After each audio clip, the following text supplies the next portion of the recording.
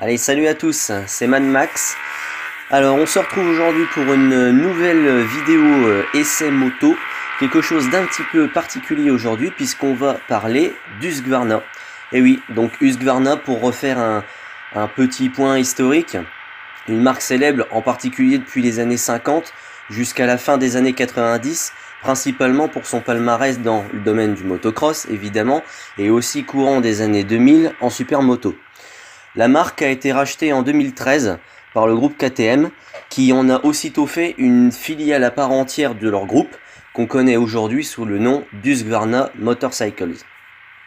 Depuis, la marque se développe sur son terrain de jeu de toujours, à savoir le tout-terrain, et bien sûr le supermoto, notamment avec la 701 Supermoto, qui est une véritable réussite. Mais, cela dit, il y a un mais, depuis 2007, des motos d'un nouveau genre sont apparues dans la gamme de la marque suédoise.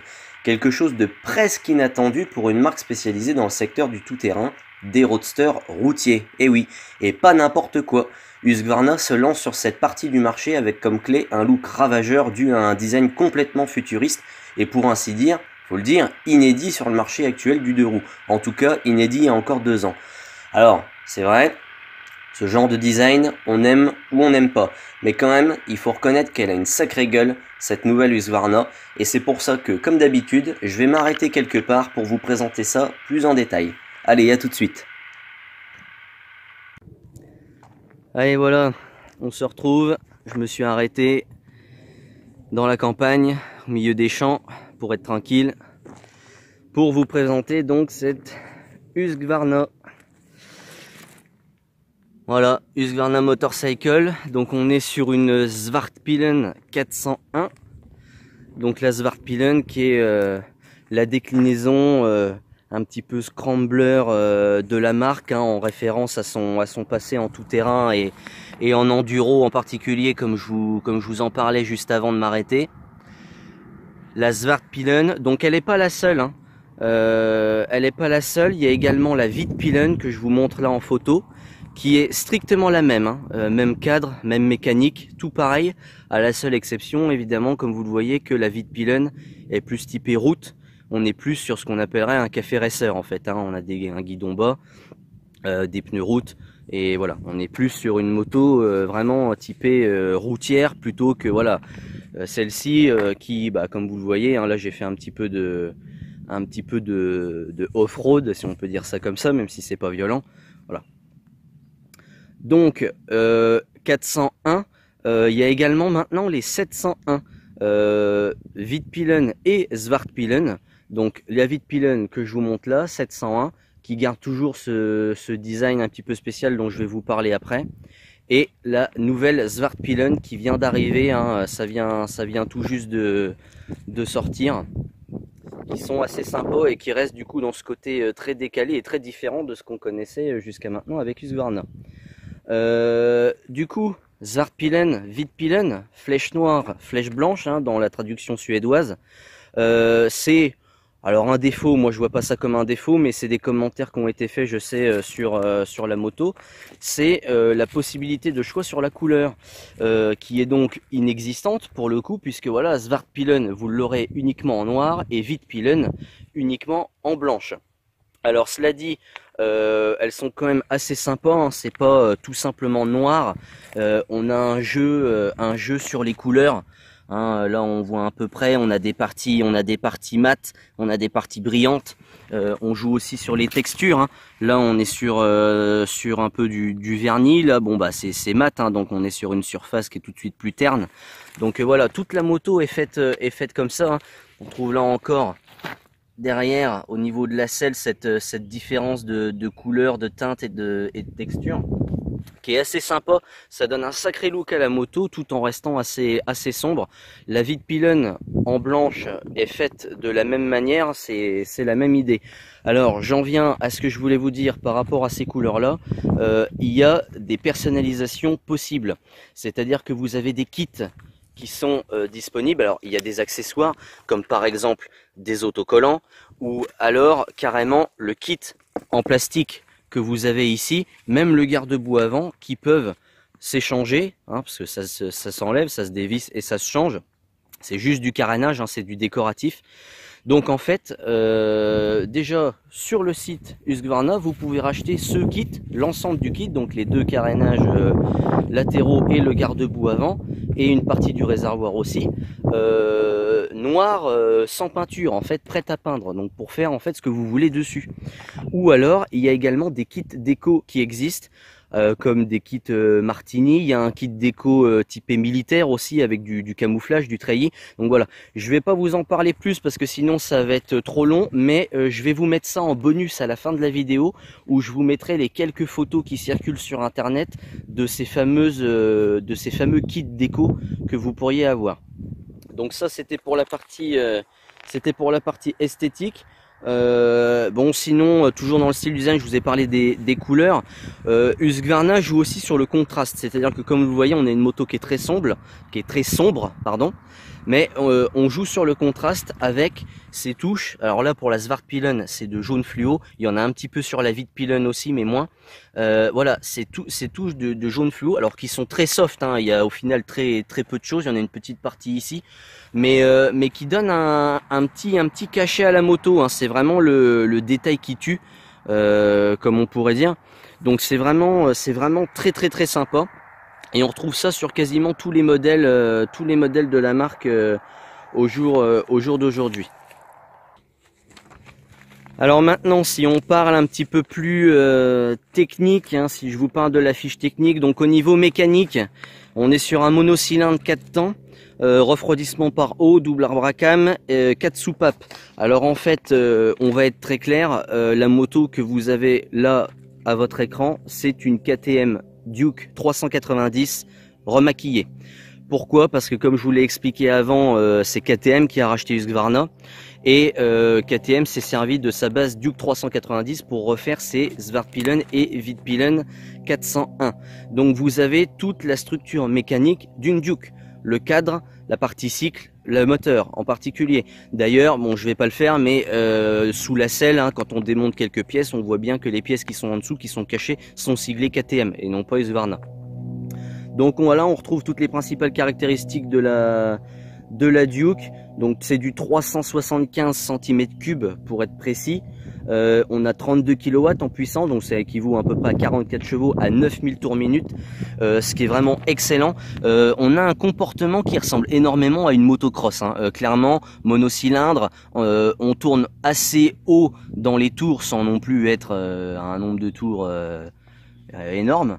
Mais voilà, on passe les rapports très rapidement, ça je vous en parlerai aussi un peu après dans le comportement routier, mais ça fait très motocross. Donc on est une alimentation en injection, on a un couple qui est à 37 Nm à 7000 tours, donc c'est voilà, c'est assez sympa quand même, hein, ça marche très bien. On a une boîte 6 vitesses, ça c'est très confortable parce qu'avec une moto comme celle-ci qui tourne haut dans les tours et qui est très courte au niveau des rapports, le manque de 6e vitesse ça aurait vraiment été un handicap.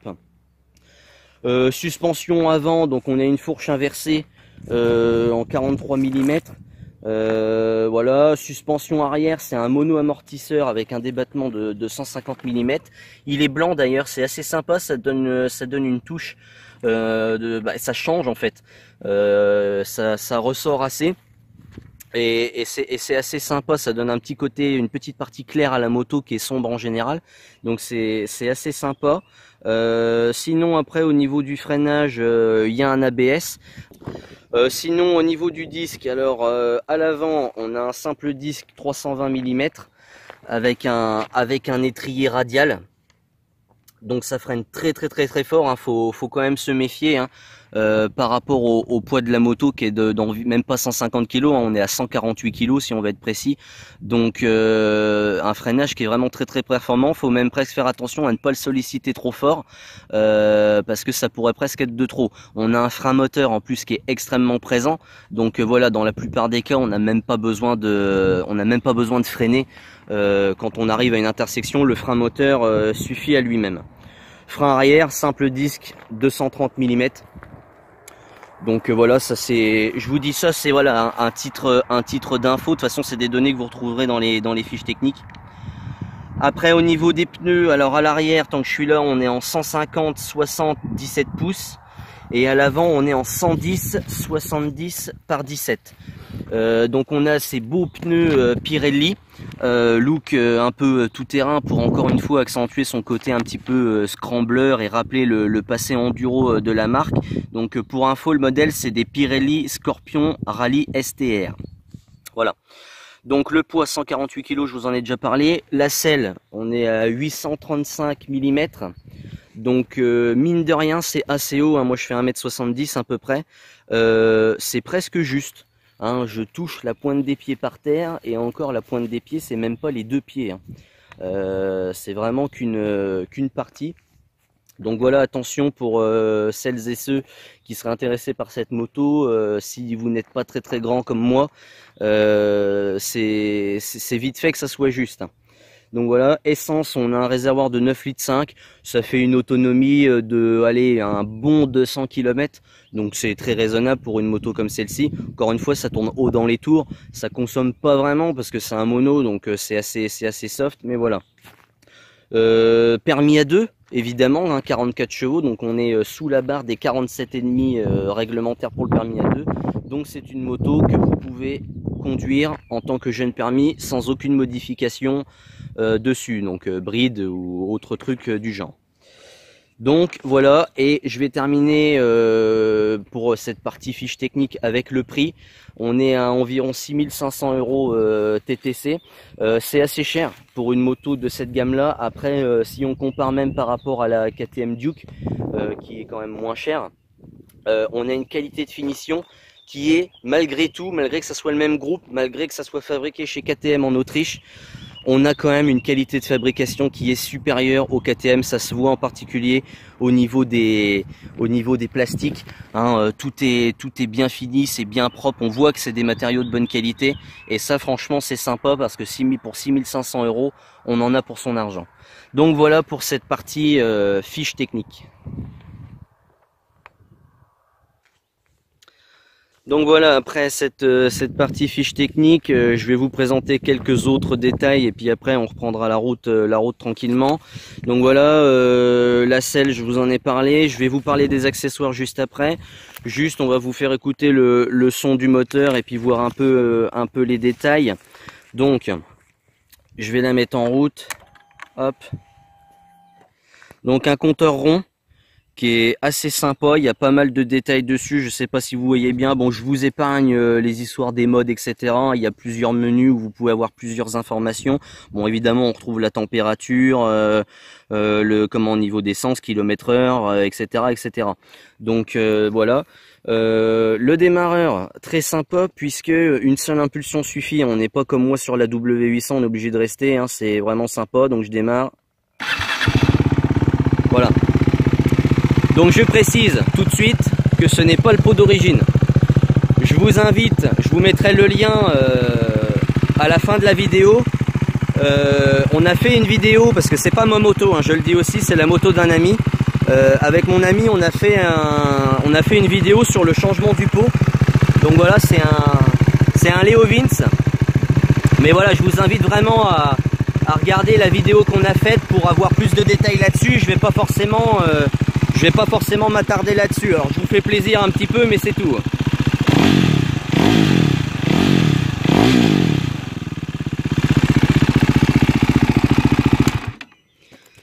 Voilà, je l'arrête tout de suite parce que vu le bruit qu'il fait, après on va plus s'entendre. Donc sinon, ce que je peux vous dire, on a une signature à LED. Alors je remets juste le contact et je vais mettre un clignot, voilà. Ah bah en fait j'aurais dû la laisser, alors hop, voilà. Donc on a une signature avec un beau phare rond qui fait assez vintage, mais malgré tout voilà, il est rond, donc on a un rond et il est à LED, donc on a ce côté moderne. Comme vous voyez, j'ai mis le clignotant, on est full LED de partout. Donc c'est très bien, c'est aussi très sécurisant parce que il y a une très haute visibilité du coup. Pareil derrière, le feu qui est très beau. Alors est-ce que je vais arriver à vous montrer avec le frein? Hop.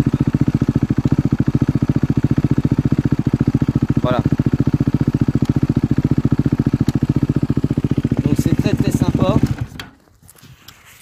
de ce point de vue là.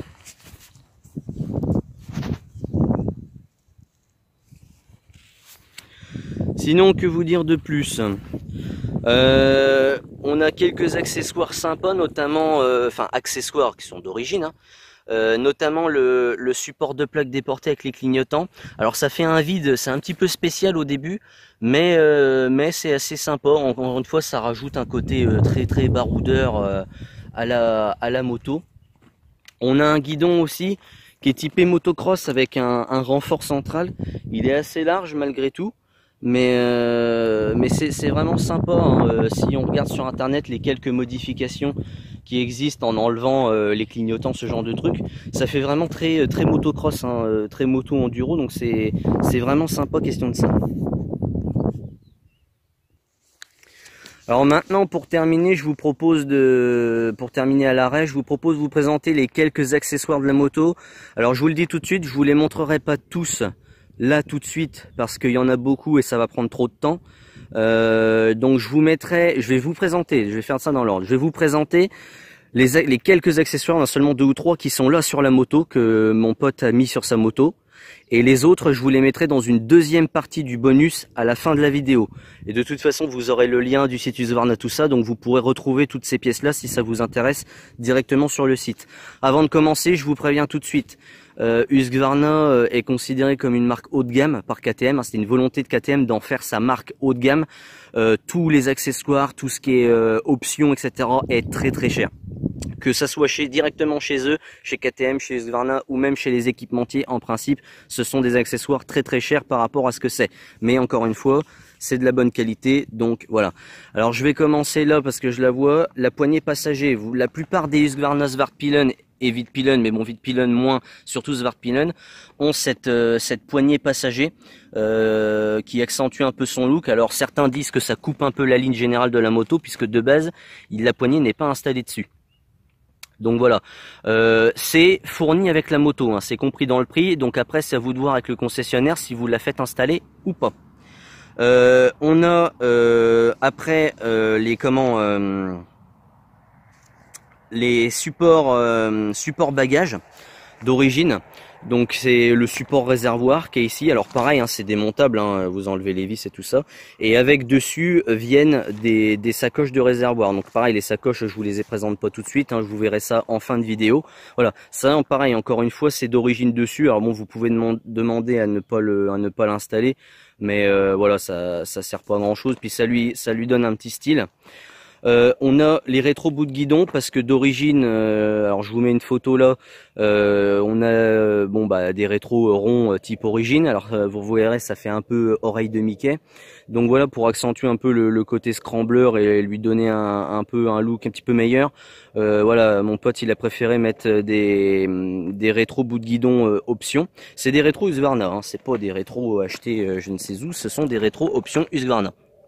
Voilà, donc pareil, noir évidemment, hein, qui lui donne un look assez sympa si je me mets bien de face. Alors après, pour voir, c'est pile au niveau des poignets, donc il faut bouger un peu les bras en roulant si on veut bien voir, mais ça reste quand même acceptable et fonctionnel. Donc ça, question de ça, c'est bien. On a également l'écarter moteur de protection, comme un qui est ici, voilà, la pièce qui est là. Donc voilà, en cas de chute, etc., ça vous protège le bloc. Enfin, en tout cas, ça limite les dégâts. Et pareil, ça donne un côté un peu renforcé à la moto qui joue sur son côté scrambler. Donc voilà. Donc ça, c'est les principaux accessoires. Il y en a d'autres, mais ils sont pas là sur la moto. Donc voilà, je vous propose de revoir ça en fin de vidéo, sinon ça va être trop long.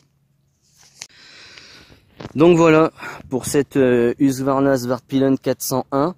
Donc vous avez déjà eu pas mal de détails et puis maintenant je vais reprendre la route tranquillement pour vous parler rapidement, hein, de ce que j'en pense en général au niveau routier, etc. Et puis on s'arrêtera là-dessus. Allez, on repart. Allez, nous revoilà en route avec cette Husqvarna Svartpilen 401. Donc voilà, je vais vous dire un petit peu mes impressions sur cette moto. On terminera là-dessus, hein. Donc au niveau du comportement moteur et boîte, bah, c'est assez sympa. Alors comme je le disais, ça ressemble assez à un comportement de motocross. Alors tout simplement parce que voilà, on est sur un moteur monocylindre et en plus de cylindrée équivalente au motocross, hein, aux alentours de 400-450. Donc on est très très proche. C'est aussi pour ça que le bruit ressemble beaucoup. Le moteur est très très sympa. Il est super volontaire.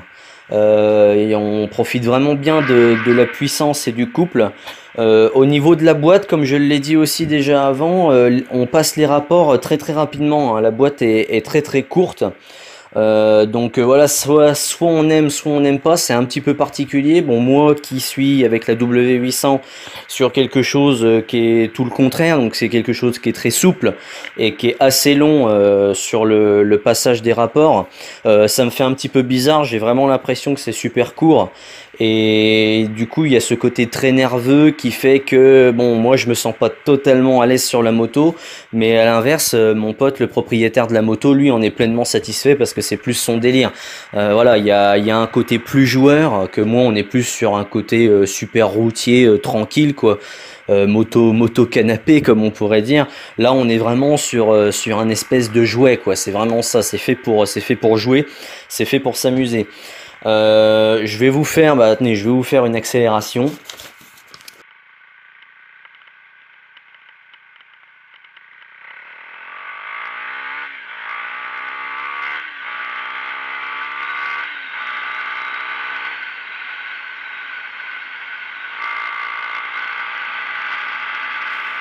Voilà.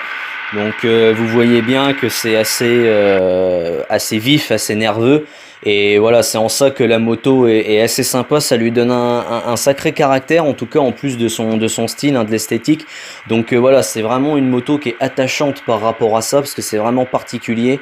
Et on a voilà ce comportement moteur, pour résumer, qui est vraiment propre au mono.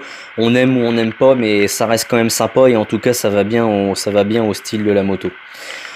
Pour ce qui est du freinage, pareil, je l'ai dit rapidement à l'arrêt pendant la présentation, on a un freinage qui est extrêmement performant par rapport à la moto, par rapport à sa taille et à son poids. Donc il faut faire bien attention quand on sollicite en particulier le frein avant, pardon, évidemment, à ne pas freiner trop fort. Voilà, c'est ce que disait KTM et Husqvarna comme conseil aux futurs possesseurs et pilotes de Svartpilen 400 et Vitpilen 401, c'est de se méfier du freinage parce qu'on a vite fait de se faire avoir et voilà. Sinon, bah, pour rester sur le freinage, au niveau frein arrière, par contre, c'est vachement bien. Alors déjà, il y a l'ABS, donc on peut solliciter le frein sans avoir peur de bloquer la roue, ce qui n'est pas le cas encore comme des motos comme la mienne, la W, qui n'est pas équipée de ce genre de dispositif. Et vu que le freinage est super performant, on peut réellement solliciter le frein arrière en attendant une bonne réponse de sa part. C'est-à-dire qu'en principe, les freins arrière sur les bécanes sont quand même relativement soft, hein. C'est plus pour réguler une vitesse ou une trajectoire éventuellement, plutôt que de freiner. Là, on peut vraiment s'en servir comme frein. Donc ça, c'est une bonne chose. En Vmax, enfin tout ce qui est performance, on a une Vmax qui est aux alentours de 160 km/h. Alors évidemment, c'est pas ouf, mais bon, on est sur un 400 cm3, un mono, et voilà, c'est pas du tout une moto typée sportive, même si joueuse, on n'est pas du tout sur un caractère sportif. Donc on a une Vmax de 160.